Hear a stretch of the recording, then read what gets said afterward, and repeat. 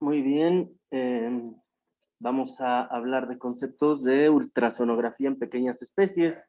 Vamos a empezar con algo básico y después con AFAST, TFAST y BET Bloom.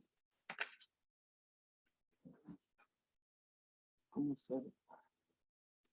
Perdón. Y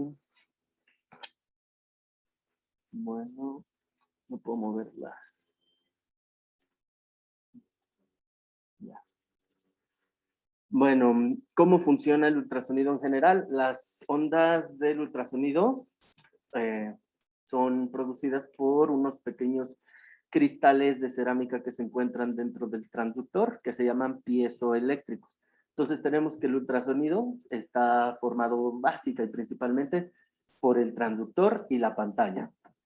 Entonces, bueno, el transductor con esos cristalillos piezoeléctricos generan eh, un haz de sonido que viajan, reciben, eh, bueno, chocan, atraviesan algunas eh, sustancias, otras no las pueden traspasar fácilmente, regresan y el transductor las vuelve a convertir en la pantalla en imágenes. Eso es más o menos lo que dice esta diapositiva. Y bueno, la impedancia acústica es esa resistencia al paso de las ondas de un tejido, producto de la densidad del medio por la velocidad de la propagación del sonido. Esto se puede ver en esta pequeña foto que puse aquí abajo, donde el transductor envía las ondas de sonido, llegan a algún cuerpo y regresan y se traducen a una imagen. Entonces, los sólidos tienen una alta impedancia acústica, que se traduce a una mala propagación del sonido. Los líquidos y los gases tienen baja impedancia acústica y eso significa una buena propagación del sonido. Esto hace que los sólidos, los líquidos y los gases se vean de distinta manera en la pantalla del ultrasonido. Ya en sí, las ventajas en el aspecto veterinario, bueno, es que es indoloro, no causa mayor dolor que colocar el transductor en el abdomen o en el cuerpo del paciente. Tampoco implica ningún riesgo, no estamos sometiéndolo a nada, únicamente es colocarle el transductor con un poco de gel para que pase mejor ese haz de sonido que genera. Tampoco requiere el uso de alguna anestesia, sedación o tranquilización, solo en casos muy alejados, muy específicos, pero es raro que tengamos que usarlo. Es un instrumento muy útil en la toma de muestras, como la cistocentesis, alguna punción de aguja fina o alguna toracocentesis, por ejemplo. Es muy sensible a cambios en órganos pequeños. Por ejemplo, el mínimo crecimiento de una masa o de una glándula, al usar el ultrasonido, lo podemos identificar muy bien. Y también se puede usar en cualquier especie. En grandes especies se usa principalmente para reproducción, ver los embriones, medir los embriones, y en pequeñas especies lo podemos usar para todo, desde ojo, campos pulmonares, eh, abdomen y muchas otras cosas. También está cada vez al alcance de los médicos veterinarios. Es una herramienta que cada vez hay más en pequeñas clínicas, o también lo podemos usar portátil. Y también es muy versátil respecto a las funciones dinámicas y estructurales. ¿Esto qué significa? Por ejemplo, las dinámicas es que podemos ver líquidos, medir el peristaltismo, medir no sé, la capacidad que tiene una vejiga, eh, movimientos de corazón, latido, y estructurales como el parénquima de cualquier órgano. Igual órganos tubulares como intestino, ya había mencionado los movimientos peristálticos. Entonces es muy versátil. Respecto a las desventajas, tenemos que la onda de sonido de frecuencia muy alta no pueden viajar a través del aire, por eso tenemos que utilizar gel para que las ondas puedan viajar mejor. También en la cavidad torácica, pues como está lleno de aire, un pulmón sano, no podemos realmente evaluarlo muy bien, tiene que haber la presencia de líquido para que podamos ver más estructuras. También depende de la habilidad y experiencia del operador. requiere mucha destreza y muchos años de entrenamiento para ser un muy buen ultrasonografista. El equipo es caro, es costoso. Hay equipos que, bueno, pueden valer más que un automóvil. Entonces, es importante pues hacerlo redituable. Y los artefactos pueden causar errores de interpretación. Es muy importante conocer a qué artefactos nos estamos exponiendo o estamos creando cuando usamos el ultrasonido. Vamos a hablar de ellos ahorita también más adelante. Y otra desventaja es que no hay apreciación real de las estructuras esqueléticas. Esto significa que en el hueso solo vamos a ver superficie. También los huesos generan otro tipo de artefacto que se llama sombra acústica. Entonces, para evaluar osamenta no es tan útil en este caso. Y bueno, dentro del ultrasonido tenemos también lo que son los grados de ecogenicidad. Estas son las imágenes ecográficas que están formadas por puntos de diferente brillo. Cuando más intenso sea el eco reflejado, una estructura puede ser más hiperecogénica. Eso significa que se ve más claro. Las hipoecogénicas son aquellas que tienen una tonalidad más oscura. Ahorita también les voy a enseñar unas imágenes. Y lo anecogénico o anecoico sería como el líquido que no tiene, bueno, aquí puse los ejemplos como la sangre, orina, bilis. Y los isoecogénicos o isoecoicos son dos estructuras que tienen la misma ecogenicidad, el mismo color, por así decirlo. Y también ahorita vamos a ver un poquito de ejemplos de eso. Por ejemplo, en esta imagen tenemos aquí el patrón hipoecogénico o hipoecoico, que es una tonalidad ligeramente oscura. Los isoecogénicos, por ejemplo, aquí tenemos un hígado y una masa. Se nota que hay dos estructuras diferentes. No se ve ahí el cursor. Pero son dos estructuras diferentes con la misma tonalidad. El hiperecogénico sería el color más blanquecino, por así decirlo, y podría ser referente al músculo. El anecogénico o anecoico se lo podemos atribuir a los fluidos, al líquido. Siempre hay órganos, bueno, ocasionalmente, que están rodeados de líquido y los distinguimos de esa manera. Muy bien, y bueno, dentro de los planos de orientación, les voy a comentar únicamente el transversal y el longitudinal. El transversal se coloca el transductor a las 9 de las manecillas del reloj y en un eje de izquierda a derecha va perpendicularmente a la columna vertebral del paciente, o sea, como si estuviéramos formando una cruz. Respecto al longitudinal, bueno, el transductor se pone a las 12 en cuanto a las manecillas del reloj y es un eje que va de arriba hacia abajo, podemos llamar craneal a caudal, y va paralelo a la columna vertebral. Muy bien. Bueno, respecto a los artefactos, como les había comentado anteriormente, son alteraciones de las imágenes producidas artificialmente durante la exploración. No corresponden a ninguna anomalía del paciente respecto a la salud, sino más bien son efectos, fenómenos físicos inherentes a las leyes de la propagación del ultrasonido.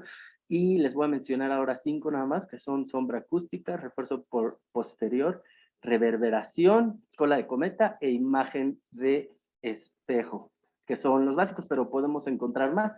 Si se ponen a buscar va a haber muchos, pero estos son los principales. Ok, esta es la sombra acústica. Se presenta cuando el haz del ultrasonido choca contra una superficie que es más hiperecoica. Por ejemplo, puede ser algún mineral o algún hueso. Y entonces al exponer este haz de sonido ante una estructura más hiperecoica va a ser un estilo de sombra mucho más hipoecoica. En este caso, me gustaría que vieran, aquí está. Por ejemplo, aquí hay una piedra en la vejiga, que es un mineral probablemente calcificado, bueno, seguramente, y está generando una sombra hipoecoica.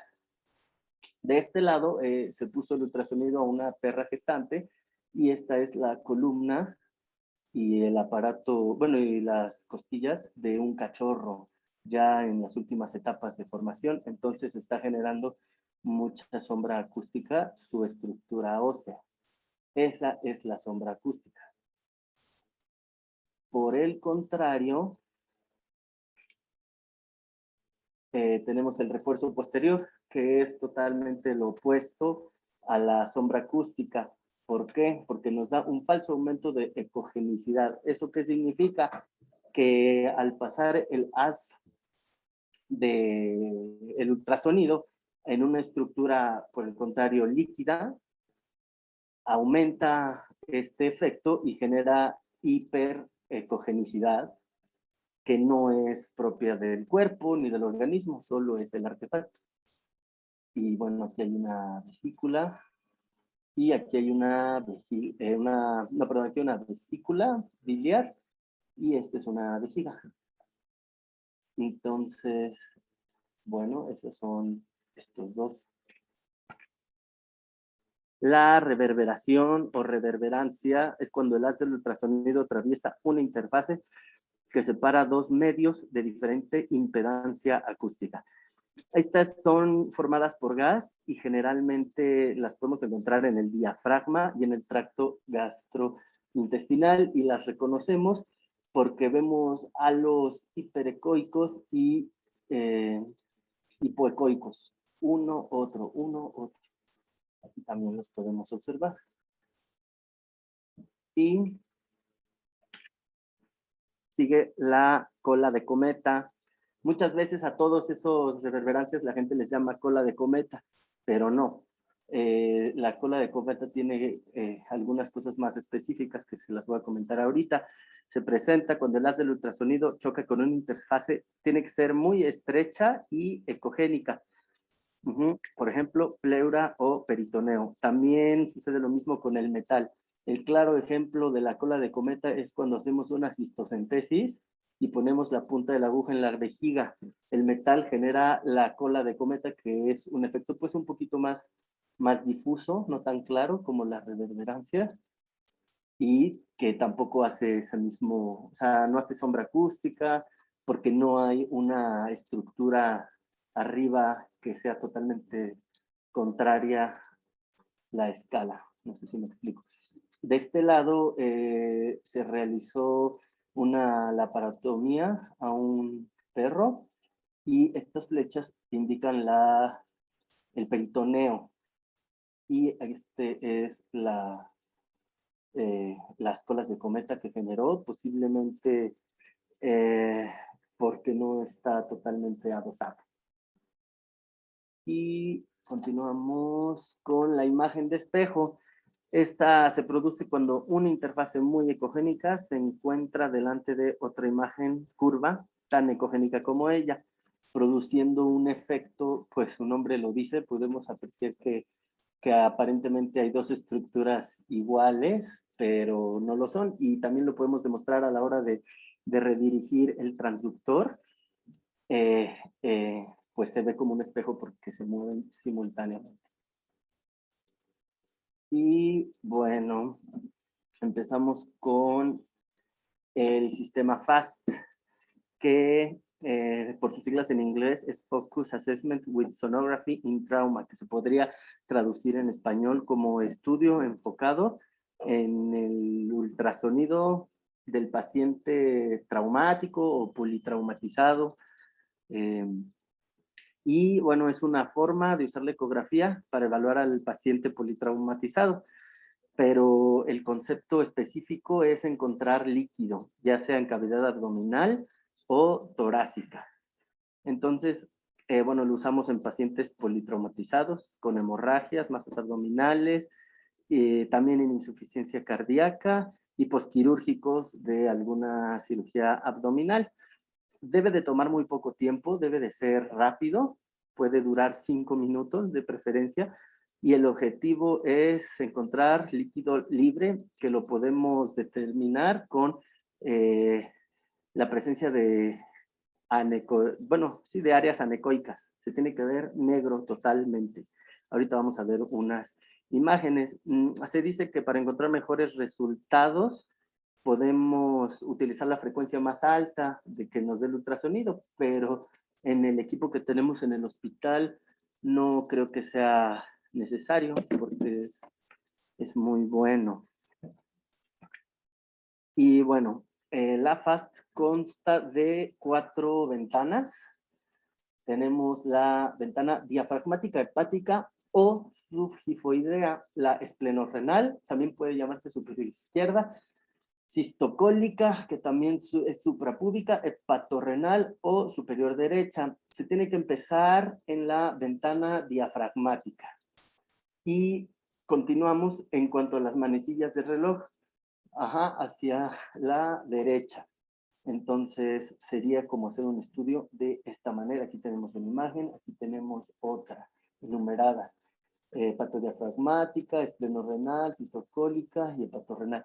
Hay quien dice que se puede utilizar de esta otra manera, que sería primero la hepatodiafragmática, después la cistocólica, después la esplenorrenal y después la otra, pero yo creo que no es muy buena idea. Yo sugeriría por hacerlo todo en orden. Y vamos a hablar de cada una de estas ventanas. Entonces, primero tenemos la hepatodiafragmática, en la cual tenemos que colocar el transductor 45 grados hacia craneal, caudal al cartílago gifoides y hacer un poquito de presión para encontrar principalmente la vesícula. El objetivo es encontrar, bueno, se puede encontrar, a pesar de que estamos poniéndolo en un área abdominal, podemos llegar a ver el saco pericárdico y se trata de encontrar fluido libre en él. También podemos ver el movimiento cardíaco. También se puede evaluar el hígado, el corazón. Podemos ver líquido libre en pleura y entre diafragma e hígado, como en esta imagen. Esta imagen es un ultrasonido normal y esta es una misma toma y tenemos aquí líquido libre, esto negro que se ve aquí, anecoico, contaría como si fuera líquido en esa ventana. También hay otros hallazgos de interés como masas en el parénquima hepático, material mineral en la vesícula biliar, cambios de cogenicidad en la vesícula biliar y cuerpos extraños en el estómago. Respecto a la segunda, la ventana esplénica, el transductor se coloca a la izquierda de la línea media en los últimos espacios intercostales. Tenemos que encontrar el vaso y el riñón izquierdo. Y también es posible encontrar líquido en los órganos, paralelo a estos órganos. Este es el vaso y aquí está el riñón y esto correspondería al líquido. Si vemos esto, es que hay líquido y bueno, ahorita les platicaré cómo debemos analizarlo. Es posible identificar también diversas patologías como hidronefrosis, ¿qué más? Tenemos hidrouréter, minerales, calcificaciones en la pelvicilla renal, un riñón poliquístico, hematomas o neoplasias esplénicas. Y bueno, la tercera sería la ventana cistocólica o suprapúbica. Lo encontramos porque se ve la vejiga ya sea llena, plétora o vacía, se debe de ver algo. Podemos encontrar líquido libre que se encuentra entre la vejiga y la pared abdominal, igual como estas imágenes. Esta es una imagen de una vejiga normal y esta es otra que tiene líquido libre entre la pared abdominal y la vejiga. Entonces, el objetivo de la FAST es encontrar ese tipo de imágenes.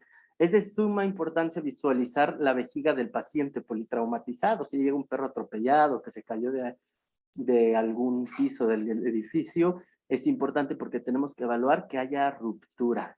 ¿Cómo evaluamos que hay ruptura de vejiga? Si ponemos el ultrasonido y no la encontramos, hay que temperar solución salina, sondear al paciente y hacer hidrorretropulsión, al mismo tiempo que estás poniendo el transductor. Entonces veríamos como un movimiento petulante que correspondería a la estructura dañada, hablamos de la vejiga. Y bueno, también están los orígenes no traumáticos, como en la gestación, podemos ver la viabilidad del feto. Hay fórmulas para ver cuántos días hay de gestación en el feto. También hay fórmulas para calcular la cantidad de orina que hay en la vejiga, midiéndola con el ultrasonido. Y bueno, también podemos tomar muestras, encontrar material mineral, pólipos vesicales, hiperplasia y masas prostáticas. Entonces, bueno, en esta imagen yo les mencioné que es el líquido libre. Bueno, la última es la ventana hepatorrenal o superior derecha. Aquí tenemos la imagen de cómo colocar el transductor, que va a la derecha de la línea media, entre el espacio intercostal 11 y 12. También, bueno, es importante evaluar el polo caudal del riñón, que es donde se acumulan cantidades de fluido.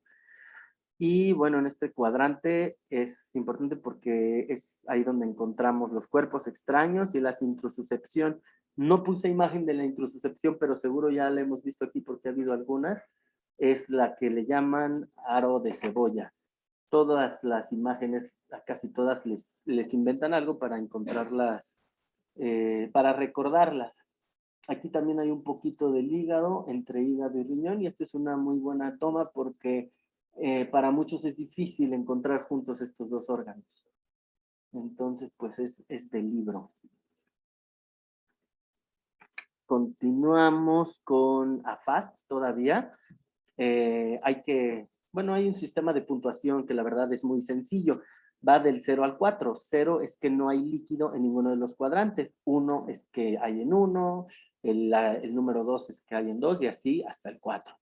Entonces, si tenemos un ASF 1 y 2, significa que hay poco líquido o sangrado y generalmente esos no tienen disturbios hemodinámicos complicados y no demandan mayor atención o exploración quirúrgica. Cuando hay 3 o 4 puntos que sí tienen líquido, claro que hay que valorar el estado hemodinámico del paciente y evaluar si hay una hemorragia profusa o no. En el caso de la vejiga, si encontramos líquido fuera, pues vale la pena también andar más ahí, ¿no? No porque haya salido uno, pero si sospechas de ruptura o algo, pues manos a la obra. Y pasamos a la siguiente diapositiva, donde hablamos del T-FAST. Las mismas siglas por el FAST, pero el T se refiere a la cavidad torácica. Entonces, bueno, se aplica a tórax y también es para el paciente politraumatizado. Es mucho más exigente y más compleja que el AFAST, así que requiere más experiencia y requiere mucho más práctica. ¿Sí? Y bueno, el objetivo es encontrar neumotórax, evaluar si hay efusión o lesiones en pleura y pericardio.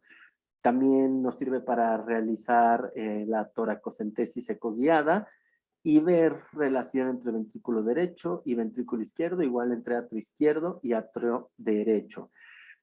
Un paciente que tenga disnea tiene que ser primero suplementado con oxígeno y después se tiene que colocar en decúbito external. Un paciente así no es bueno acostarlo.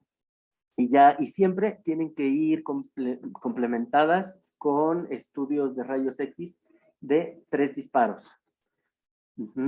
Y bueno, muchos la consideran como una extensión del examen físico y también se considera que está sustituyendo o que le gana al estetoscopio en cuanto a la exploración pulmonar, no cardíaca.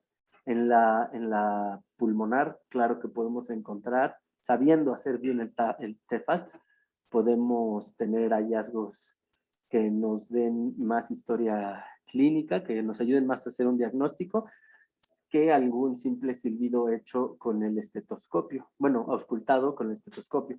Recuerdo que corazón no, hablo únicamente de campos pulmonares.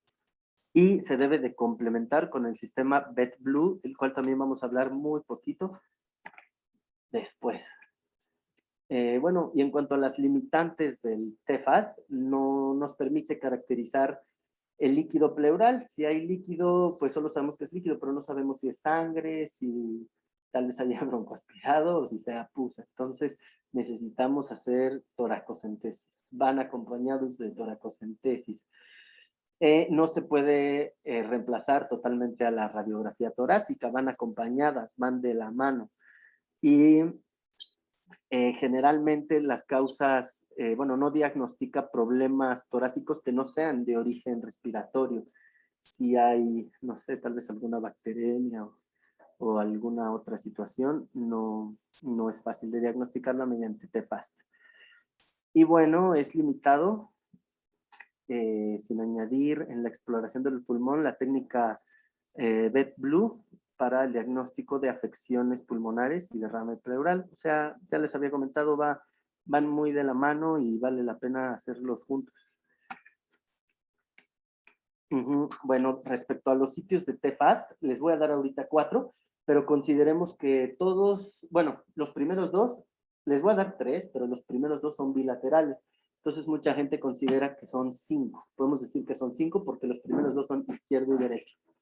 Entonces, bueno, respecto al sitio bilateral del tubo torácico, por sus siglas en inglés, lo vamos a abreviar como CTS.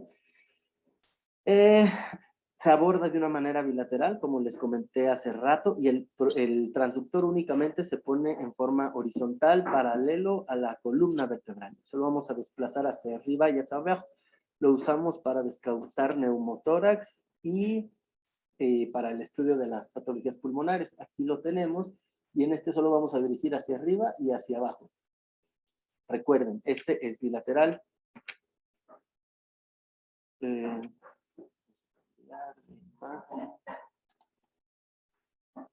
Bueno, el segundo es la vista del pericardio. Lo vamos a resumir como PCS y se evalúa en los espacios intercostales 5 y 6 en la zona ventrolateral de la pared torácica.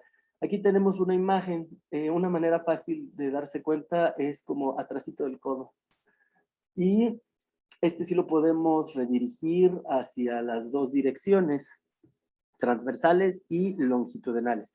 Sirve para la evaluación del fluido pleural y pericárdico. Aquí la toma izquierda tiene un poquito más valor, de ese lado está el corazón, y si hay una toma de 4 cámaras, y esa es la que tenemos que usar para ver el líquido en pericardio, es la mejor, o alguna otra, o hacerla desde el lado derecho, nos puede llevar a errores. Y bueno, abordado de la manera bilateral, como ya les había contado, y sí, la presencia de líquido pleural y pericárdico. Siempre se hace bilateral, pero el lado izquierdo es más efectivo.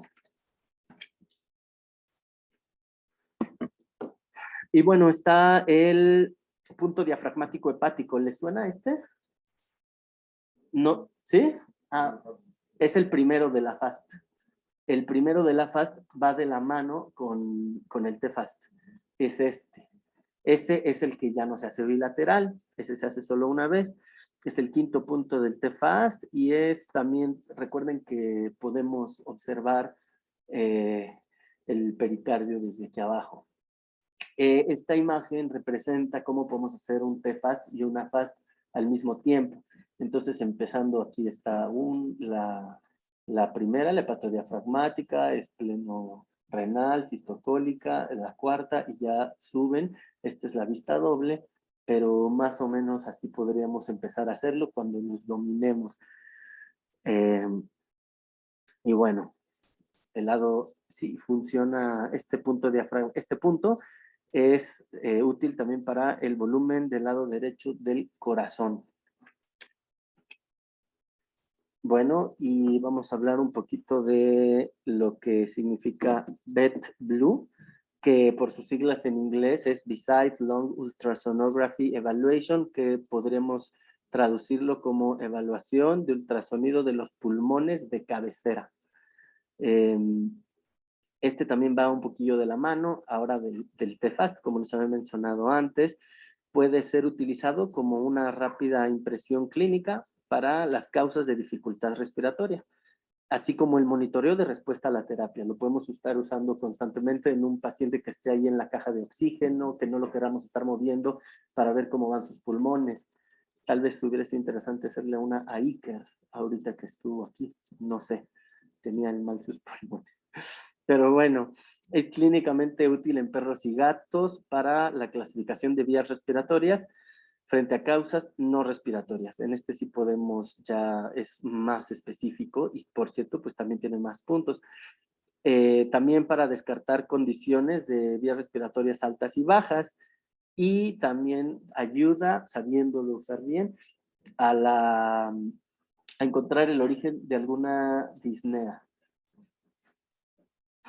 Ok, respecto a los principios básicos, bueno, ya les había comentado que es una extensión del TFAST y permite la exploración torácica más completa. Su punto base de visualización es el punto torácico CTS. Este es un punto también del TFAST. Todos están unidos de alguna manera. Un punto del AFAST es otro punto del TFAST y un punto del TFAST es el punto del BET-Blue. Y bueno, lo que nos permite una evaluación más centrada al pulmón. Los 4 puntos de exploración están nombrados aquí, los ponemos: torácico preiliar, que podría ser este mismo, el torácico, caudodorsal, medio pulmonar y el punto craneal pulmonar. Ambos, todos aquí son bilaterales. Entonces ya son 8 puntos. Bueno, el objetivo principal es observar todo el parénquima pulmonar. Puse esta imagen porque recuerden que ayuda mucho. Cuando un pulmón está mal, generalmente es porque tiene presencia de líquido, y como les expliqué al principio, cómo funciona el transductor, las ondas viajan muy bien en el líquido. Entonces un pulmón sano, un pulmón seco, no nos va a dar mucha información, pero si el pulmón está lleno de líquido, podemos ver más cosas. Y bueno, esto es más o menos lo que dice aquí. El pulmón húmedo, indicador de enfermedad, y es útil cuando está crítico el paciente y cuando se impide la radiografía torácica. Respecto a las consideraciones, bueno, es importante saber la distribución del tejido pulmonar afectado. ¿Esto qué significa? En todas las áreas que les platiqué anteriormente, podemos encontrar una misma lesión, pero si encontramos una lesión en el área caudal del pulmón o una en la craneal, aunque sea la misma lesión, puede ser distinta patología. Entonces, por eso hay que guiarse mucho con la historia clínica del paciente. Si un paciente, no sé, mordió un cable eléctrico, va a ser distinto que haya broncoaspirado, y tal vez veamos lo mismo en el ultrasonido, pero nos vamos a dar cuenta por la zona donde se encuentre el líquido. Siempre complementar con rayos X de 3 tomas y evaluar todos los campos pulmonares, el espacio pleural y las estructuras extratorácicas y cardiovasculares del mediastino. Respecto a la posición, bueno, para evaluar el parénquima pulmonar, son las 4 ventanas bilateralmente. Aquí les puse las zonas donde vamos a evaluar las zonas principales del BET-Blue. Esta es la craneal, medial, la del medio, preiliar y caudal. Y bueno, esta es la visión de cocodrilo, le llaman. El pulmón sano va a generar el signo del cocodrilo, donde las costillas hacen, ¿alguien sabe qué artefacto es este? Exacto, es la sombra acústica que hace el hueso. Entonces aquí se genera esta sombra, de este lado también. Estas son las costillas, y si con un poco de imaginación podemos ver la cara del cocodrilo. esta sería la pleura. Y así se vería un pulmón sano. Aquí está, me adelanté un poco, el parénquima sano.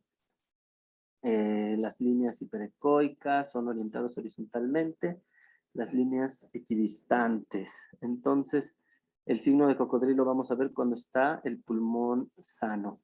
Las costillas están marcadas con una R. Y bueno, las indicaciones del examen BET-Blue en relación al derrame perleural, que es lo principal que encontramos. En la proyección preventiva para pacientes con compromiso respiratorio o con insuficiencia, o pacientes hospitalizados en riesgo de complicaciones respiratorias. Es una evaluación rápida para animales inestables, para no estarlos teniendo que mover a las radiografías. Y bueno, también, como les había comentado, el monitoreo, los podemos estar monitoreando y nada más hay que mover ultrasonido si un paciente está crítico y politraumatizado. Bueno, el pulmón húmedo ya sería uno que está, que carece de salud. Entonces, en esta imagen se los estoy explicando. Y bueno, aquí veríamos estas líneas. Son radiografías de un paciente con... Estas líneas pertenecen a este paciente que tiene un patrón intersticial. Entonces vemos que hay un poquito de líquido en cavidad y ya se pierde totalmente observar las costillas y ya tampoco vemos la cara del cocodrilo. Entonces, cuando les había comentado de las consideraciones que habíamos que tener, aquí hay una pequeña tabla. Por ejemplo, si vemos esta imagen en el área preilear del pulmón, podría ser sugerente a un edema cardiogénico pulmonar. Si está en el área caudodorsal, sería un no cardiogénico. Si está en el área media y craneal, sería una broncoaspiración y cuando es variable puede ser contusión o trauma. Entonces, pues sí es complejo y se requiere pues bastante técnica para eso. Ya bueno, respecto a la conclusión, ya tenemos poquito tiempo y bueno, el uso de BET-Blue es un intento de iniciar un uso clínico de aplicaciones de la ecografía para afecciones pulmonares sin perro y gato. Tradicionalmente se hacía diagnóstico auscultando con los sonidos y con un poquito de las radiografías, pero sabiéndolo usar y bueno, ahondando un poquito más en él, podemos hacer mejores cosas. Y bueno, AFAST, TFAST y BET-Blue se pueden realizar durante los primeros minutos de la evaluación del paciente. Tal vez si llega un paciente politraumatizado, mientras unos están haciendo el estudio, otros se pueden encargar de ponerle oxígeno y otros de ponerle vía y calcularle sus medicamentos. Entonces, de eso se trata esta idea a grandes rasgos. También es importante saber que esta última parte es algo nuevo en medicina veterinaria. Yo casi no encontré información concisa que pudiera pues convencerme de animarme a ponerla, pero ya en humanos pues es donde empezó y hay un poquito más, pero en veterinaria no creo que tenga más de 5 o 6 años que se esté haciendo. Entonces, bueno, se sigue estudiando de forma prospectiva y todavía no se conoce del todo. Y bueno, agradecerles y recordarles que una imagen vale más que 1000 palabras. Entonces apliquemos esta frase también en nuestro diagnóstico del día a día. Fin.